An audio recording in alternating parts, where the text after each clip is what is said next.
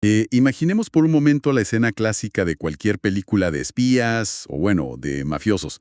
Al-Jin llega a la puerta de un club muy exclusivo en la noche. Claro, el típico cadenero enorme en la entrada, ¿no? Exacto, el cadenero de traje. En el pasado, o sea, la seguridad era casi cómica por lo básica que resultaba. El tipo simplemente te pedía una palabra secreta. Y si la respuesta era correcta, la cuerda de terciopelo se abría y entrabas. Una barrera totalmente binaria, sí. Un sí o un no. Tal cual. Pero hoy en día, en el mundo de la identidad digital, este mismo cadenero se ha vuelto implacable. Ya no le basta con una simple contraseña. Ahora quiere medir la cadencia de tu respiración, analizar tu red de contactos profesionales, comprobar la criptografía del teléfono que llevas en el bolsillo. Y si nota algo extraño en tu forma de teclear, te bloquea la entrada por completo. Y con justa razón. Es una evolución que, digamos, fue dictada por la pura necesidad. Totalmente. Y bueno, bienvenidos a esta nueva exploración a fondo. Hoy nos vamos a sumergir en toda esta arquitectura invisible de la confianza digital y pues en la batalla constante por demostrar que somos quienes decimos ser en un mundo que está dominado por máquinas. Es que, mira, toda esta infraestructura colosal, que por cierto opera en milisegundos, existe porque el modelo original de seguridad digital se construyó sobre una premisa súper defectuosa. ¿Cuál premisa? Pues asumir que el ser humano es capaz de guardar un secreto de forma segura, y la historia nos ha demostrado una y otra vez que somos el eslabón más vulnerable en cualquier cadena criptográfica. Ok, vamos a desglosar esto, porque nuestra misión aquí es trazar la anatomía de esta tecnología y analizar su estado actual, pero sin caer en simplificaciones excesivas. Me parece perfecto. Hay mucha tela de donde cortar. Y antes de arrancar, para quienes busquen aprender más sobre todo esto, generar sus propias pruebas y ver estas vulnerabilidades en tiempo real, siempre es muy recomendable explorar plataformas interactivas de ciberseguridad. Oh, claro, entornos tipo sandbox. Exactamente. Entornos sandbox, laboratorios de Capture the Flag, o sea, sitios donde la audiencia puede experimentar con vectores de ataque de primera mano de una forma súper entretenida. Nada de leer aburridas sábanas de texto teórico, pura práctica inmersiva. Definitivamente es la mejor forma de entenderlo, poniendo las manos en la masa. Pero bueno, para entender el nivel de paranoia de los sistemas actuales, tenemos que observar cómo colapsó la primera línea de defensa. Quienes trabajan en seguridad ya no pierden el tiempo explicando por qué usar 1, 2, 3, 4, 5, 6 es una pésima idea. No, claro que no. Eso ya quedó en el pasado. El problema actual con las contraseñas es mucho más matemático y sistémico. A ver, explícanos esa parte matemática. Mira, el debate técnico real gira en torno a la entropía, que en teoría de la información es básicamente la medida de la imprevisibilidad. Durante muchísimas décadas, las políticas corporativas forzaban a los usuarios a crear contraseñas cortas pero muy densas. Uy, sí, el clásico dolor de cabeza de incluir mayúsculas, números, caracteres especiales y que no se parezca a tus últimas 10 contraseñas. Ajá, exactamente ese dolor de cabeza. Matemáticamente, la intención era buena. Querían aumentar el espacio de búsqueda para frenar un ataque de fuerza bruta. Pero en la práctica, las cosas cambiaron drásticamente con el hardware moderno. Porque las máquinas se volvieron absurdamente rápidas, ¿no? Brutalmente rápidas. Los clústeres de unidades de procesamiento gráfico, las famosas GPUs modernas, ahora pueden calcular, o sea, miles de millones de hashes criptográficos por segundo. ¡Wow! ¡Miles de millones! Sí, entonces un algoritmo devora una contraseña caótica de 8 caracteres en instantes, simplemente porque la permutación total de posibilidades no es lo suficientemente grande para frenarlo. Y aquí es donde se pone realmente interesante, porque la industria tuvo que dar un giro de 180 grados. O sea, pasamos de recomendar contraseñas complejas a recomendar la longitud, las famosas frases de contraseña. Que son muchísimo más efectivas, sí. Si visualizamos esto, a mí me gusta usar esta analogía. Una contraseña corta, pero llena de símbolos extraños, es como un laberinto diminuto y caótico. Para un humano es imposible memorizarlo sin anotarlo. Que es el peor error de seguridad, por cierto. Exacto. Pero para un software que prueba millones de caminos por segundo, resolver ese pequeño laberinto es, pues, trivial. Lo resuelve de inmediato. Y en contraste, la frase de contraseña cambia la dinámica. Sí, En cambio, una frase que combine múltiples palabras largas, aunque sean inconexas, es como una carretera recta pero de miles y miles de kilómetros de largo. La analogía me encanta porque, o sea, aunque la carretera no tiene atajos ni curvas complejas, la simple distancia física que el motor computacional debe recorrer para calcular el hash correcto hace que el tiempo de descifrado pase de segundos a milenios. Es una analogía excelente. Pero, y aquí viene la ironía de todo esto, incluso optimizando la entropía a niveles altísimos, la contraseña sigue siendo un secreto compartido. Sigue siendo algo que alguien más puede interceptar. Exactamente. Y los atacantes modernos, la verdad, rara vez se molestan en adivinar o descifrar contraseñas una por una. Eso es lento. Lo que hacen es utilizar ataques de relleno de credenciales, el famoso credential stuffing. Que es básicamente probar bases de datos enormes que ya se filtraron de otros sitios, ¿verdad? Ajá, automatizan el uso de esas bases de datos masivas. Si alguien usa la misma contraseña para su correo y para comprar zapatos, pues ya perdieron. O peor aún, despliegan infostealers. Esos son los programas que roban información directamente del equipo. Sí, programas maliciosos que, ojo, no buscan la contraseña en sí. Lo que hacen es robar el token de sesión directamente de la memoria del navegador. O sea, la galleta o cookie válida. Ah, claro. Entonces, si el atacante roba esa sesión ya iniciada, pues la entropía de tu supercontraseña original pierde toda su relevancia. Totalmente. Porque el sistema asume que la validación criptográfica ya ocurrió. Tú ya estás adentro. El atacante simplemente se sienta en tu silla. Esa vulnerabilidad inherente del secreto estático es lo que impulsó la adopción masiva de la autenticación de múltiples factores, el famoso MFA. La capa extra que todos amamos odiar. Exacto. Y aquí no vamos a repasar la aburrida definición de manual sobre algo que sabes, algo que tienes y algo que eres. Quienes nos sintonizan conocen perfectamente cómo funciona una aplicación de códigos temporales en el celular. Lo interesante es ver cómo los atacantes se adaptaron a esta nueva capa. Porque siempre se adaptan. Es un juego del gato y el ratón. Sí. Pensemos en los ataques de fatiga de MFA, como los que sufrieron unos gigantes tecnológicos muy grandes hace poco. Ah, los bombardeos de notificaciones, claro. Así es. El atacante ya tiene la contraseña. Entonces lo que hace es simplemente bombardear el teléfono del empleado con notificaciones de aprobación. Pum, pum, pum. A las 3 de la mañana.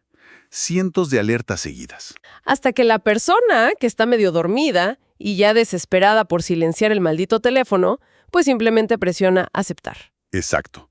Y con eso, la barrera cae. Ese es el ejemplo perfecto. O sea, de por qué la autenticación basada en acciones conscientes del usuario está destinada a fallar tarde o temprano. El humano se cansa, se distrae. Esto obligó a la industria a depender muchísimo más del tercer pilar, que es la biometría. El algo que eres. Ajá. La promesa ahí era eliminar por completo la fricción humana y apoyarse en características físicas inmutables, que no requieren memoria ni paciencia. Y vaya que la biometría ha llegado a niveles de ciencia ficción. A mí me fascina un caso de uso que ocurre en ecosistemas cerrados, como por ejemplo los parques temáticos de Disney. Oh sí, su infraestructura es una locura. Es brutal. Para asegurar que un pase de varios días no se comparta entre diferentes personas, el sistema toma mediciones biométricas desde el mismísimo primer momento. Vincula de manera indisoluble tu identidad física con tu boleto digital.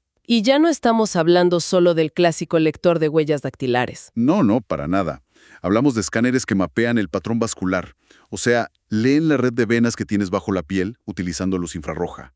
O por ejemplo, sensores en los volantes de los automóviles modernos y en los smartwatches, que registran tus pulsaciones cardíacas mediante señales de electrocardiograma. O sea, ¿el ritmo de tu propio corazón se convierte en tu identificador único? Es alucinante. Y frente a todo esto, uno pensaría, bueno, el problema ya está resuelto, ¿no? Si me roban mi contraseña, simplemente entro y la cambio. Pero nadie puede robarme el patrón cardiovascular o mis cuerdas vocales, ¿cierto? Es como la barrera definitiva. Y ahí es donde mucha gente se equivoca. Esa es una falsa sensación de seguridad muy, pero muy peligrosa. ¿Por qué lo dices?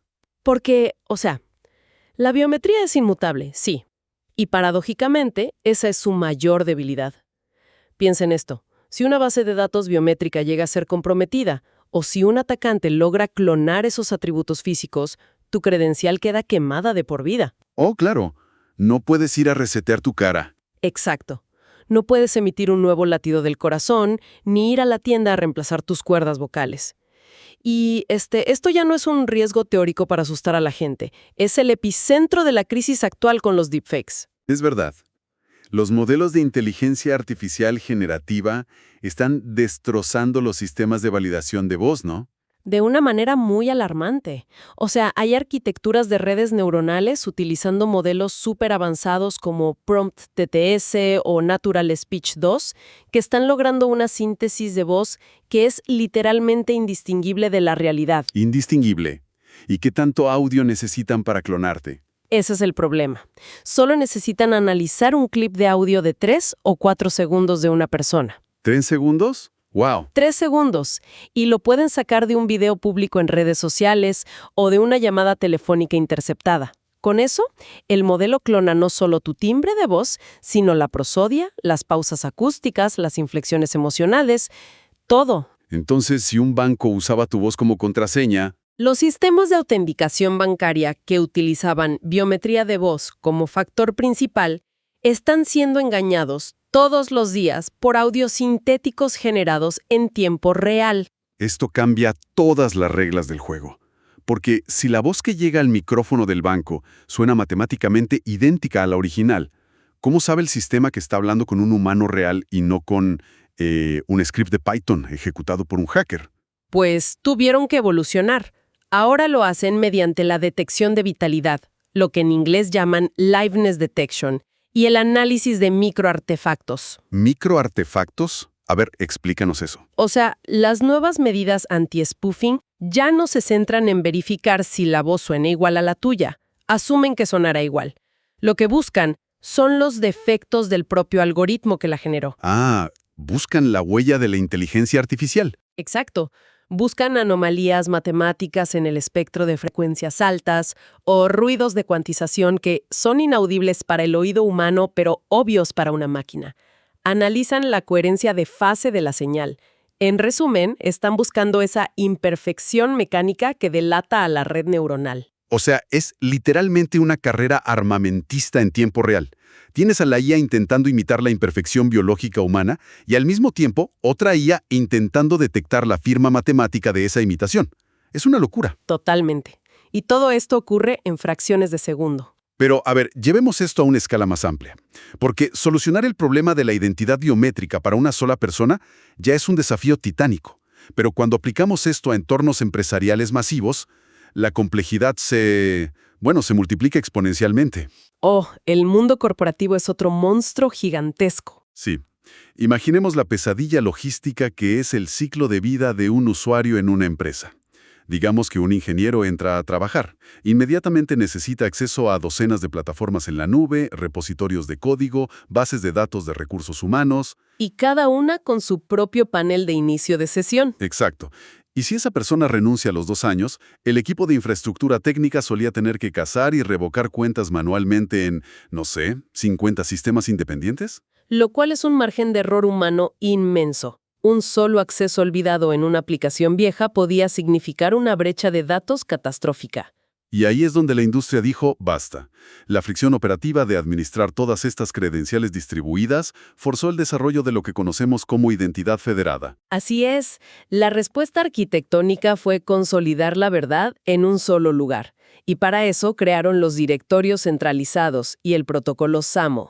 SAML, que es básicamente el motor que corre detrás de lo que la mayoría conoce como Single Sign-On, o el inicio de sesión único. Exacto. Y mira, para entender la mecánica de SAML sin perdernos en su sintaxis súper técnica, hay que pensar en la arquitectura de la confianza, pero en el mundo físico. Ok, a ver, dame un ejemplo del mundo físico. Imagina un aeropuerto.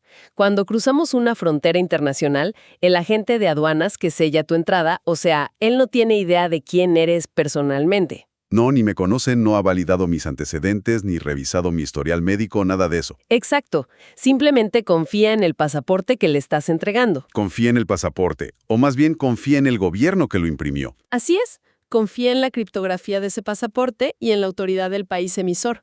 En la arquitectura SAML, el papel del gobierno lo juega el proveedor de identidad, o IDP, que es básicamente el directorio central de tu empresa. Ok, ¿y el agente de aduanas? El agente de aduanas es el proveedor de servicios, es decir, la aplicación a la que estás intentando acceder, digamos tu plataforma de correos corporativos. Entiendo. Entonces, cuando el usuario intenta entrar a la aplicación de correos, la aplicación lo redirige inmediatamente al proveedor de identidad. Ajá. Y ahí el IDP valida al usuario, quizás usando esa biometría súper avanzada o el MFA del que hablábamos antes.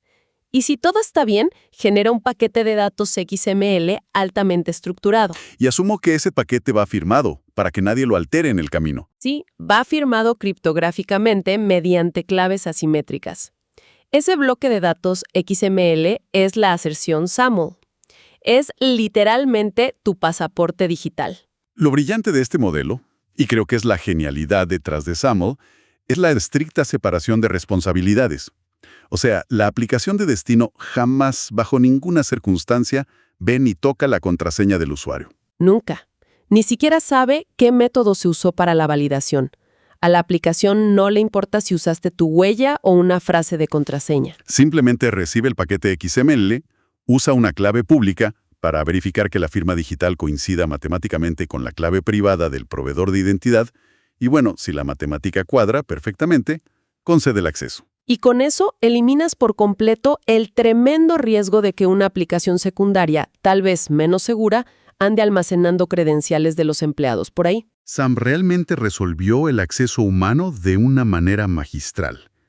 Pero, y siempre hay un pero en tecnología, la red moderna siguió evolucionando. Vaya que sí, y las cosas se complicaron. Empezamos a vivir en un ecosistema que estaba totalmente impulsado por APIs, donde el problema ya no era solo cómo un humano entraba a un sistema, sino cómo una aplicación necesitaba actuar en nombre de ese humano, pero frente a otra aplicación. El clásico y doloroso problema de la delegación de permisos. Exacto. Recuerdo muy bien hace años, en los primeros días de las redes sociales profesionales, que cuando querías importar tus contactos de correo para encontrar a tus colegas, la red social, digamos algo similar a LinkedIn, Sí, te pedía la llave de tu casa. literalmente, te mostraba una caja de texto pidiendo tu contraseña real de Gmail, y la gente la entregaba sin pensarlo. Aterrador. Al entregar esa credencial, le estabas dando a un servidor de terceros un acceso irrestricto y absoluto a toda tu vida digital. Claro, esa red social podía leer tus contactos, pero técnicamente también podía leer todos tus correos confidenciales, enviar mensajes haciéndose pasar por ti, y si quería hasta cambiar tu contraseña y bloquearte fuera de tu propia cuenta. No había ninguna granularidad, o sea, era un escenario de todo o nada. Y la salvación de la web moderna ante este desastre de diseño fue OAuth 2. En lugar de dar tu contraseña, OAuth 2 introduce la figura del servidor de autorización.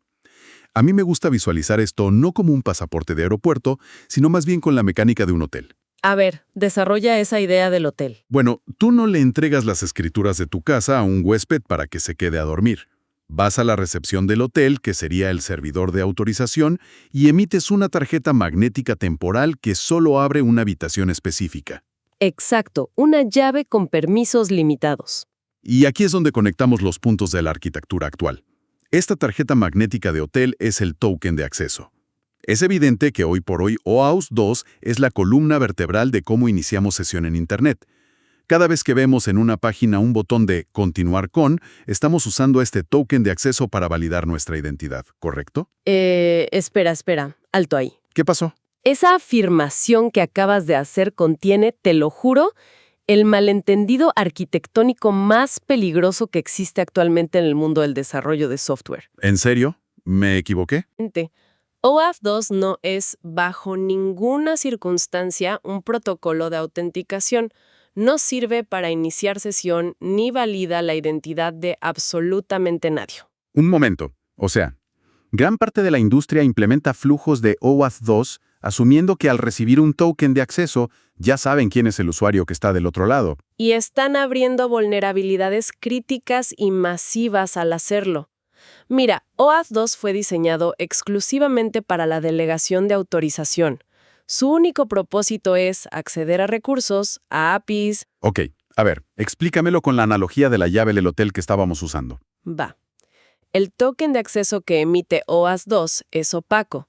Es decir, la cerradura electrónica de la puerta 302 del hotel solo lee la banda magnética para saber si los permisos cuadran. O sea, si esa tarjeta tiene permiso de abrir esa puerta. Claro, verifica la autorización. Ajá. Pero a la cerradura electrónica no le importa si la tarjeta la sostiene la persona que pagó la habitación, si la recogió un extraño tirada en el pasillo o si la sostiene, no sé, un brazo robótico. No hay identidad incrustada en esa llave. Wow. Entonces, si una aplicación toma ese token opaco y lo usa para afirmar, mira, esta sesión pertenece a esta persona específica, es comparable a dejar entrar a cualquiera que muestre una tarjeta de plástico blanca sin verificar si es su rostro. Aquí es donde se pone realmente interesante la cosa. Porque los ingenieros de software se encontraron con un ecosistema fantástico para otorgar permisos súper granulares, pero seguían teniendo un agujero ciego gigantesco respecto a quién estaba realmente manejando esos permisos. Exactamente. Les faltaba la capa de identidad. Necesitaban inyectar contexto de identidad de forma segura a través de Internet. Y la respuesta de la industria fue muy inteligente. Decidieron no reinventar la rueda desde cero, sino construir una capa de identidad por encima de OAuth 2. Así es como nace OpenID Connect, o OIDC como se le conoce. Que es básicamente la estandarización absoluta de la identidad moderna en la web. OpenID Connect utiliza exactamente la misma coreografía de redirecciones y botones que OAuth 2, por eso la confusión es tan común, pero exige que el servidor de autorización emita un artefacto extra. El famoso token de identificación o ID token. Ese mero. Mientras que el token de acceso de OAuth 2 era la llave magnética anónima del hotel, el token de identificación de OpenID Connect es, digamos, comparable a una licencia de conducir digital. Está criptográficamente sellada y diseñada específicamente para ser leída por la aplicación cliente, para decirle quién es el usuario. Y la magia técnica detrás de esto ocurre gracias al formato en el que se emite este token de identidad, que es el famosísimo JWT o JSON Web Token. Para quienes auditan tráfico de red un JWT a simple vista parece una cadena de texto larguísima y sin sentido, un bloque de caracteres separados por un par de dos puntos. Pero ojo aquí, no está encriptado, está codificado en base 64 URL. Y hacer esa distinción es fundamental para la seguridad. Sí, porque codificado no es encriptado. Cualquiera puede leerlo. Exacto. El propósito de usar codificación Base64 ahí no es ocultar la información secreta, sino transformar datos binarios muy complejos como firmas criptográficas e información JSON en un conjunto súper seguro de caracteres ASCII que pueda viajar a través de las cabeceras de Internet sin corromperse. Y si tomas ese texto y lo decodificas, ves su verdadera anatomía, que consta de tres partes. Primero, tienes el encabezado, que simplemente declara el algoritmo criptográfico que se usó, por ejemplo, RSA con SHA-256. Luego tienes el cuerpo o la carga útil. Así es, donde viven las notificaciones, lo que en inglés llaman claims. Aquí es donde el servidor básicamente grita a los cuatro vientos. Este token pertenece a esta dirección de correo específica, se emitió a esta hora exacta y expira en 5 minutos. Pero la tercera parte del JWT es la que sostiene verdaderamente todo este castillo de naipes, la firma digital. Sin la firma se cae todo. Literalmente. Porque una carga útil JSON es texto plano, es fácilmente manipulable. Cualquier atacante medianamente hábil podría interceptar ese JWT, cambiar el claim de su correo electrónico por el correo de un superadministrador de sistemas y reenviarlo al servidor. Y ahí es donde entra la validación criptográfica, ¿no? Exacto. La validación de la firma previene esto en seco. La aplicación que recibe el JWT debe usar la clave pública del servidor que lo emitió para recalcular el hash de todo el contenido. Y, o sea, si el atacante modificó un solo bit en la carga útil para hacerse pasar por administrador, las matemáticas de la firma se rompen de forma espectacular y la falsificación es detectada inmediatamente. Fascinante. Además de que la aplicación también debe validar los claims críticos, como el emisor, el famoso issuer, para asegurar que confía plenamente en el origen. Y claro, la audiencia, para garantizar que ese token fue acuñado específicamente para esa aplicación y no es un token robado de algún otro servicio lateral. Es una danza criptográfica bellísima cuando la ves funcionar en conjunto. Lo es, Toda esta danza de firmas, validaciones y tokens volando de servidor en fracciones de segundo es lo que orquesta todo el protocolo AAA en el diseño de redes modernas. Autenticación para saber quién eres de manera certera, autorización para saber qué tienes permitido hacer y contabilización para mantener un registro auditable de cada una de tus acciones. Que suena a muchísima carga computacional. Demasiada. Y frente a tanta complejidad invisible, el paradigma actual está buscando, una síntesis radical. El movimiento passwordless, el mundo sin contraseñas. Que es el santo grial de la ciberseguridad actual. El objetivo final de la industria es erradicar el concepto mismo de la contraseña de la mente del usuario usando estándares modernos como FIDO2 o WebAuthn. Así es, la idea es mover la carga al hardware. Exacto. Utilizar la criptografía asimétrica directamente en los chips de seguridad que ya traen los dispositivos móviles o en las llaves físicas USB. Y es que reemplazar el secreto compartido por criptografía de clave pública en el propio dispositivo disminuye drásticamente casi a cero los vectores de ataque de suplantación y phishing tradicional. Es como quitarle el eslabón débil a la cadena. Totalmente.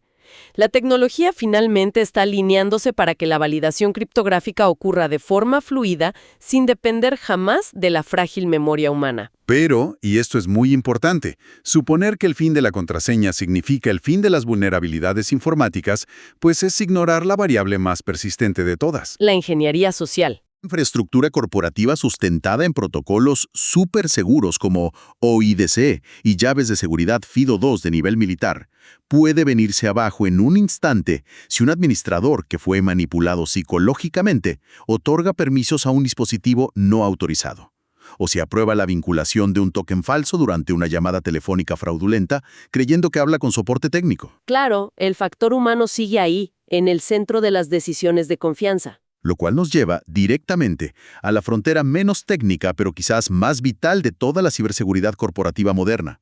Las empresas se han dado cuenta de que simplemente no pueden parchar la psicología humana inyectando más líneas de código. No compila. El cerebro no funciona así. Tienen que cambiar el comportamiento organizacional. Y esos anticuados módulos de entrenamiento anual, ya sabes, esos videos interminables y súper aburridos sobre cómo identificar un correo falso. Que todos adelantan o dejan reproduciendo de fondo. Exacto. Demostraron ser inútiles en la práctica. Y aquí es donde entra la gamificación de la seguridad. Un concepto fascinante. Es un enfoque muy inteligente, la verdad. Toma principios básicos de la economía conductual y los aplica directamente a la mitigación de riesgos. Y hay casos de éxito muy claros. Sí, hemos visto iniciativas en la industria impulsadas por plataformas como Hacker Rangers o tácticas internas en organizaciones inmensas de prevención de fraude como ClearSale. Y lo que han demostrado es que la cultura corporativa muta rápidamente cuando el sistema de incentivos cambia. Exacto. Es darle la vuelta al problema. Dejan de tratar a la ciberseguridad como si fuera un mandato policial estricto y aburrido del Departamento de Sistemas y la transforman en un sistema de recompensas continuo. Y cambia toda la dinámica. O sea, si un empleado detecta un intento de phishing sofisticado en su bandeja y lo reporta, obtiene puntos en una tabla de clasificación pública de la empresa. Si identifica que una política de manejo de datos se aplicó mal en un proyecto, su equipo sube de nivel en el juego interno. Se genera esta rivalidad positiva donde estar alerta de repente se convierte en un símbolo de estatus dentro de la compañía, no en una carga burocrática más. Es que la gamificación funciona muy bien porque internaliza el riesgo. Los vuelve dueños del problema. Tradicionalmente era visto solo como la superficie de ataque pasiva y torpe en un sensor activo de detección de amenazas y, a medida que la automatización de los ataques escala allá afuera, este factor humano, cuando está entrenado e incentivado correctamente, se convierte en el heurístico de detección más rápido y adaptable que puede poseer cualquier organización. Es una sinergia perfecta entre máquina y humano. La tecnología nos da las herramientas precisas de contención criptográfica, pero al final del día, es la cultura interna la que dicta si esas herramientas serán usadas correctamente en el momento crítico. Totalmente de acuerdo. Vaya viaje hemos hecho hoy. O sea, hemos transitado desde la ingenuidad matemática de las contraseñas estáticas intentando sobrevivir a duras penas a los clústeres modernos de GPUs. Pasamos por la complejidad de las métricas vasculares y el análisis espectral avanzado para combatir IA que anda clonando voces. Fue un recorrido bastante profundo. Y, más importante aún, hemos destapado, digamos, las tuberías internas del Internet. revelando cómo estándares como SAML, OAuth 2 y OpenID Connect orquestan todo un sistema de confianza delegada mediante pasaportes digitales, tokens opacos y firmas criptográficas pesadas. Todo esto, pues apuntando hacia un futuro donde las llaves físicas y la concientización conductual dominen el panorama corporativo. Y creo que el gran valor aquí es que entender el verdadero porqué de todas estas arquitecturas y no quedarnos solo con su implementación técnica superficial es lo que le permite a los profesionales adelantarse a los vectores de compromiso que inevitablemente van a surgir mañana, porque van a surgir. Sin duda alguna. Pero bueno, antes de cerrar esta inmersión, hay una progresión lógica que resulta fascinante e inquietante a partes iguales y que me gustaría dejar sobre la mesa para la reflexión de nuestra audiencia. A ver, ¿qué tienes en mente? Mira, vimos que pasamos históricamente de lo que sabes, que era la contraseña, a lo que tienes con los tokens físicos, y ahora dependemos fuertemente de lo que eres mediante la biometría avanzada. La evolución natural de la confianza. Exacto. Sin embargo, frente a modelos de inteligencia artificial que perfeccionan literalmente cada día la síntesis de video y audio en tiempo real, es inminente el momento en que el acto explícito y consciente de iniciar sesión quede completamente obsoleto. ¿Te refieres a la autenticación continua? Justamente a eso. La frontera se está moviendo rápidamente hacia la autenticación continua. Los ecosistemas del futuro cercano van a operar de forma completamente invisible en segundo plano. Van a estar midiendo la presión con la que tocamos una pantalla, el ritmo natural de nuestro vocabulario al redactar un correo, los micromovimientos involuntarios que hacemos con el cursor. Básicamente, van a construir una firma biométrica del comportamiento. Una huella conductual única de cada individuo. Pero, y aquí viene la pregunta que quiero que se lleven.